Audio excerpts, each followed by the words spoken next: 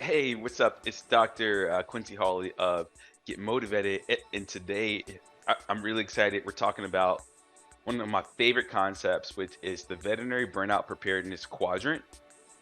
Okay, and this is a quadrant that will help you understand why you may be having some burnout going on in your life from a very high level. Okay, a very, very, very high level. There are things that there are things about the veterinary profession, about the entire system of things that need to be reformed. That if they were reformed, could potentially help you out with your burnout. But there are also things that you can do on the individual level without anyone else's action or anything like that that will help you to decrease your own personal level of burnout almost instantly in some cases, or at least in a very short period of time.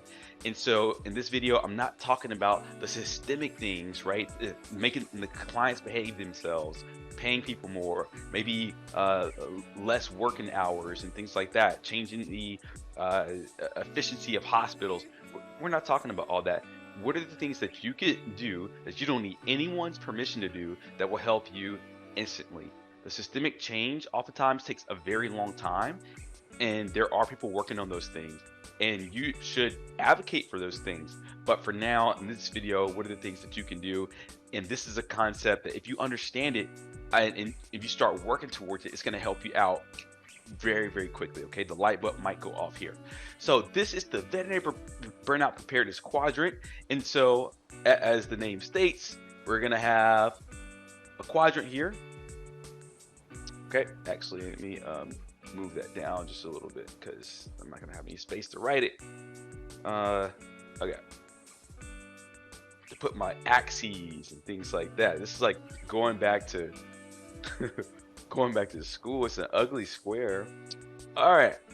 So here we have our quadrant, and we're going to fill each of these in with different categories. And then at the end, I'm going to tell you which category you really you truly want to be in. So up here along the x-axis, we're going to have what I call action, and over here on the y-axis, we're going to have awareness. Okay, and this is your awareness of the fact that there are things that you could be doing to help you with your well-being, with your freedom from burnout, and your burnout preparedness. Okay, so down here on the bottom, if we have low awareness, meaning we don't really know what the things are, and we're not taking much action, then you're in a category called innocent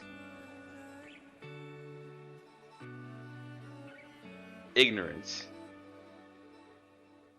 Okay, meaning you just don't know. I don't know there are burnout strategies, and if there were strategies, that I'm not taking any action towards them at all. That was me when I first graduated from veterinary school, and I went into a really busy practice, right? It wasn't the practice's fault that I wasn't aware of what the strategies to decrease burnout were. And it wasn't the practice's fault that I wasn't taking any action. But how can you take an action if you don't even know the things you could be doing? You don't even know that you're burnt out, for crying out loud, for the most part, right? You're just kind of in it down here. This sucks. You don't want to be here, okay? The next category is going to be what I call intentional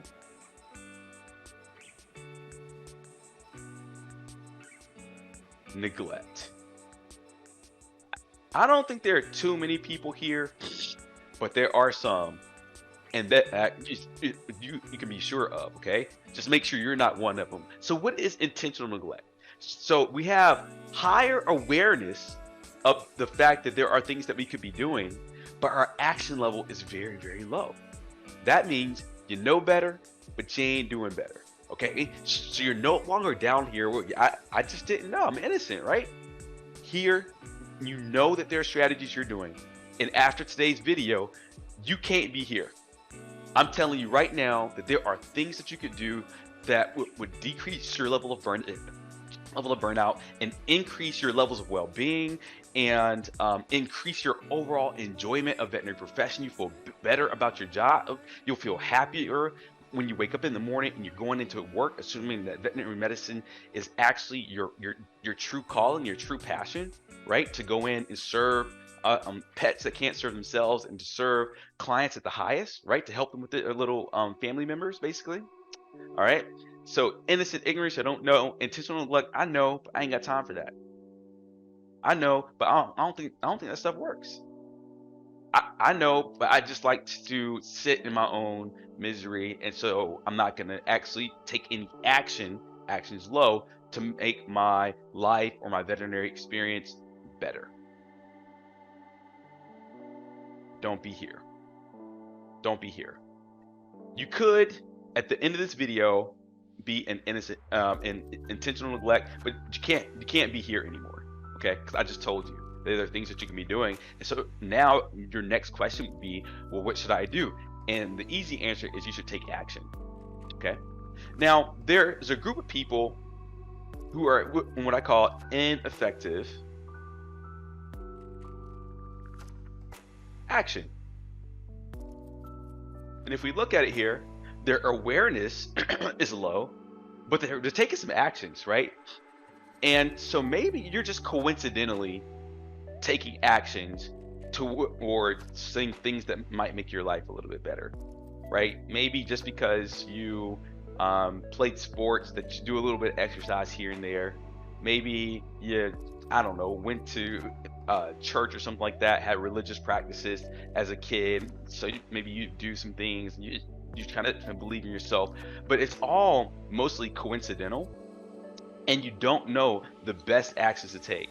You're not out there hunting out the best resources and the best tools and strategies and principles, right? And tactics that you could use.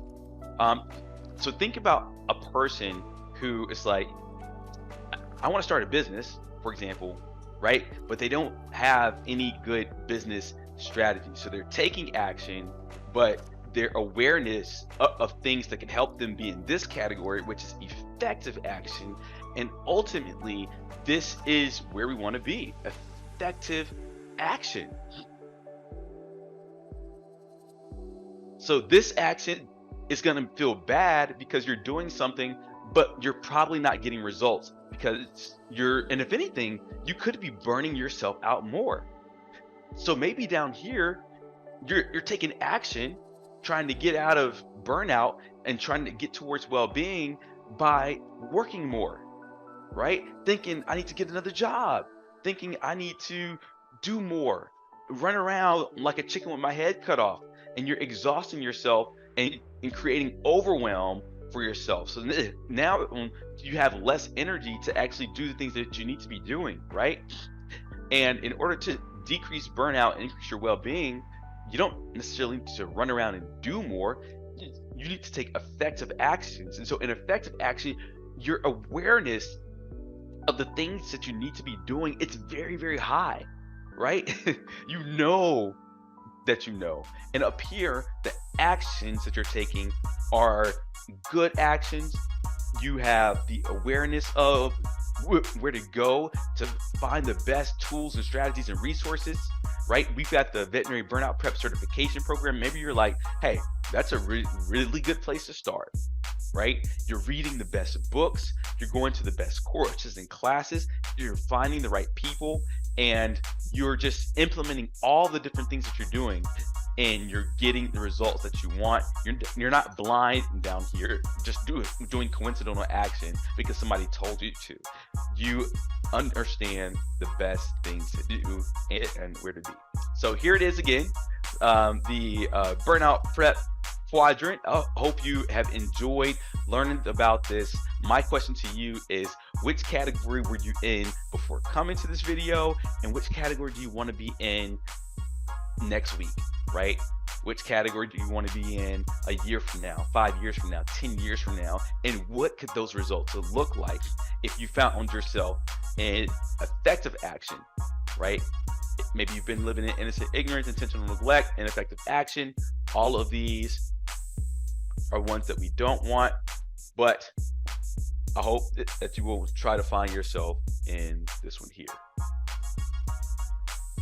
Moving forward.